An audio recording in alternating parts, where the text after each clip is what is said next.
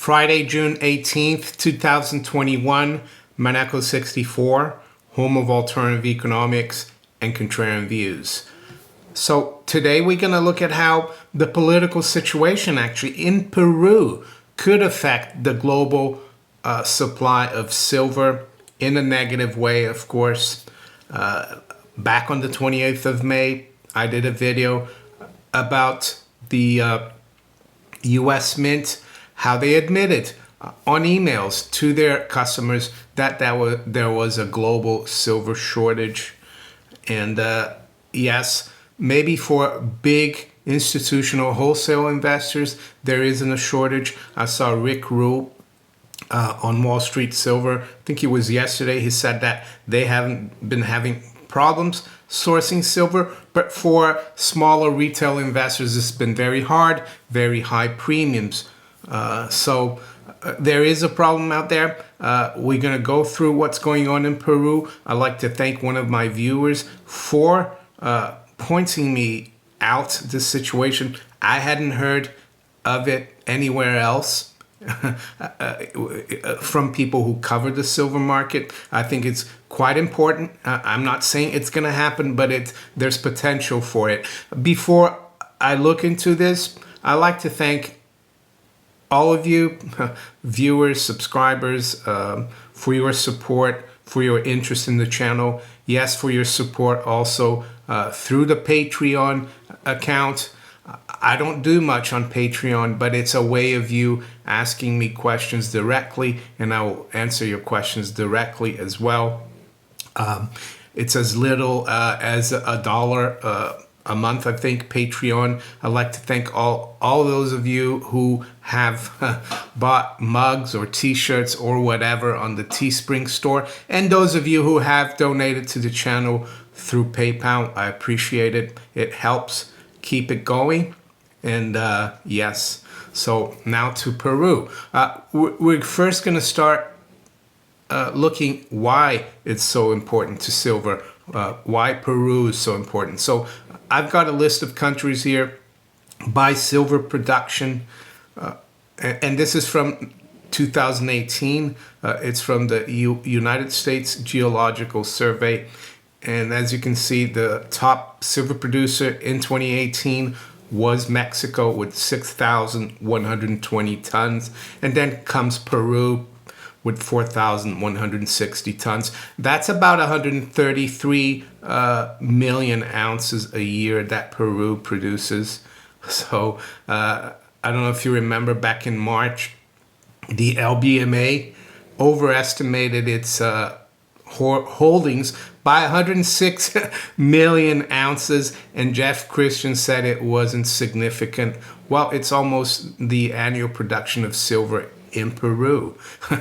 And Peru as well is the largest, is the country that has the largest reserves worldwide of silver. As you can see here from Statista, they've got 91,000 metric tons of known reserves of silver. So it's a very important country in terms of silver mining and silver production.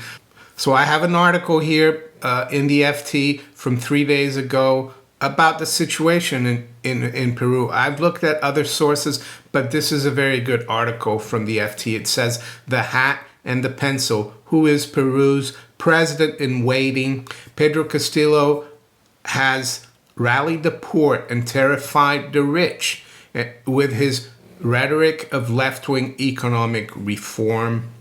So let's quickly go through this article. It says, with his huge straw hat and giant yellow pencil, Pedro Castillo has emerged from nowhere to become one of the most recognizable figures in Latin American politics in recent weeks, and appears poised to become Peru's next president.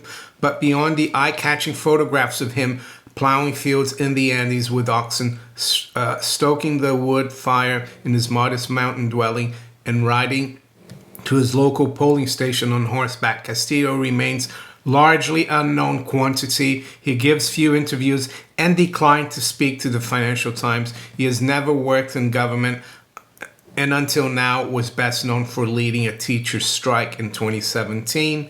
And yet, results from this month's presidential election suggest he has secured an epic victory.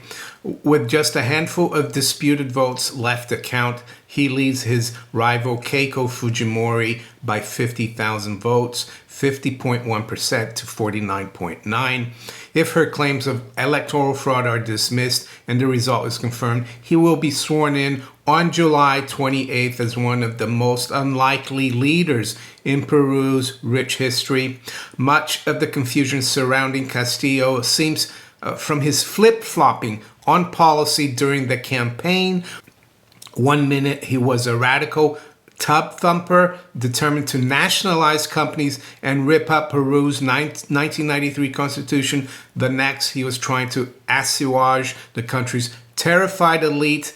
They had nothing to fear from him. No one knows what to expect. On the stump, he knows how to fire up a crowd. His simple message, no more poor people in a rich country, resonated with millions of downtrodden voters in impoverished villages in the Andes and Amazon basin. "He's one of us," said Edith Vega as she shopped for food in the town of Chota, close to where Castillo was born. "He knows what our problems are, and they're not only the problems of Chota, they're the problems that most Peruvians face." In the presidential debates, Castillo was calm and polite, but offered little in the way of policy. In his few local media interviews, he was sometimes hopelessly out of his depth, particularly when discussing the economy. Pedro Castillo is a disaster when he has to explain his ideas, but he's sensational when he reduces his message to a single phrase: rich against poor, the wealth of those on the coast versus the poverty of those in the Andes, the dispossessed against those who have everything, said Rodolfo Rojas, a political analyst at Sequoia, a consultancy in Lima. He's a teacher who had a poor education himself, and it shows. To give one example, he's had problems explaining the difference between the national budget and gross domestic product. Castillo was born in 1969 in the tiny hamlet of Puña in the northern Andean region of Cajamarca, by some measures the poorest in the country. "I'm from a neighboring area and I know something of the hardships there," said Modesto Montoya, a Peruvian scientist and part of Castillo's team of advisors. "In my town, I knew children like Pedro who walked for hours to get to school. When they came into contact with the cities, it made them aware of the injustices and inequalities of opportunities that still exist in Peru. That's what led Pedro to want to change the country."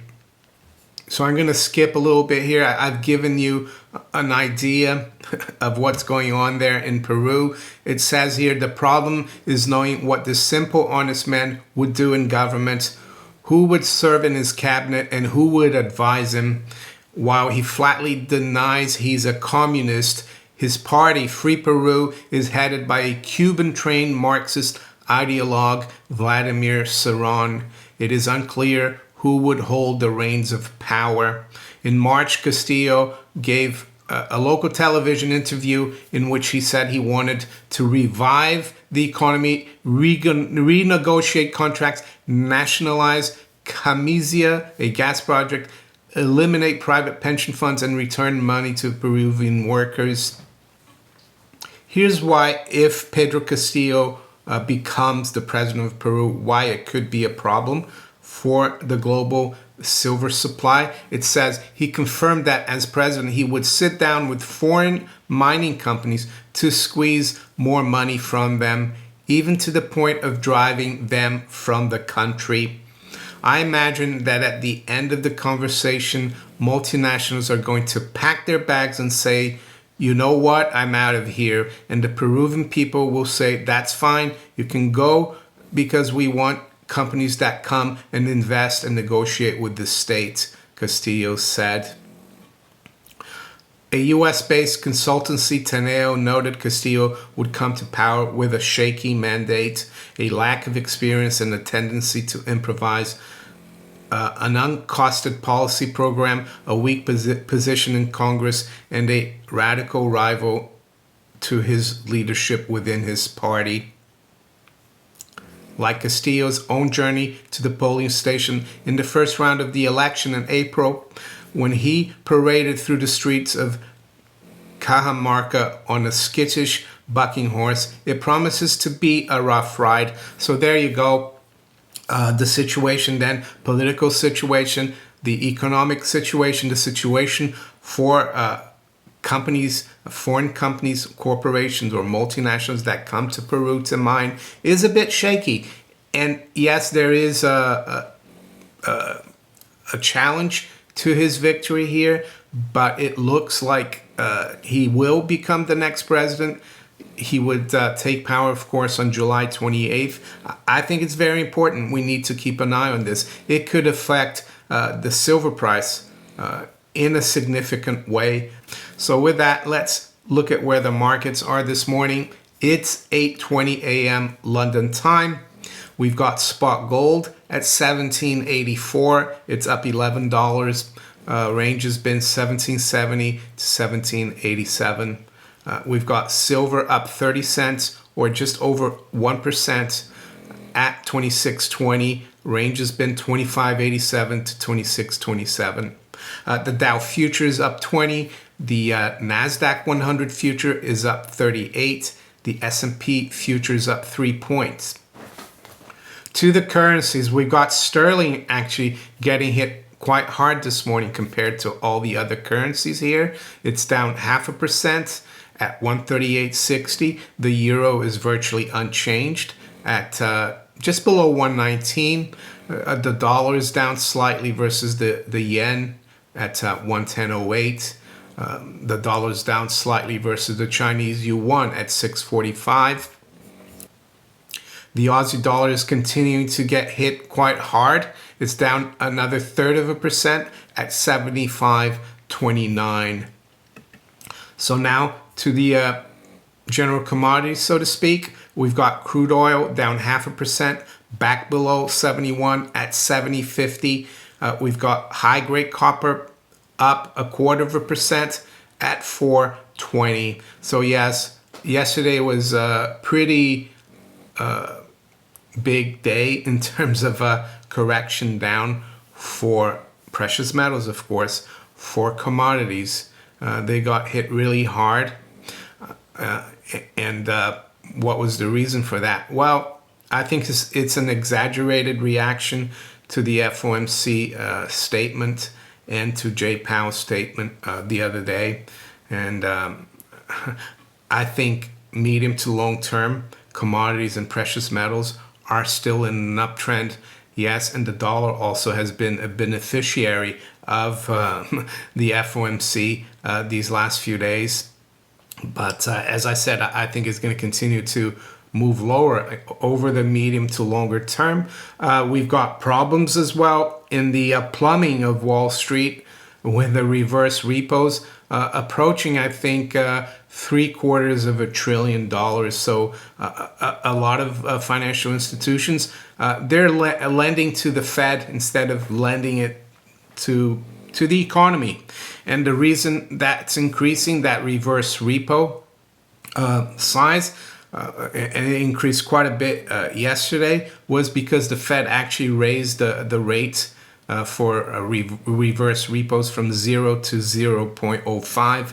Yes, it's only 5 basis points, but in the world where the short-term rates are at 0, 5 basis points is a lot. So we need to keep an eye on that.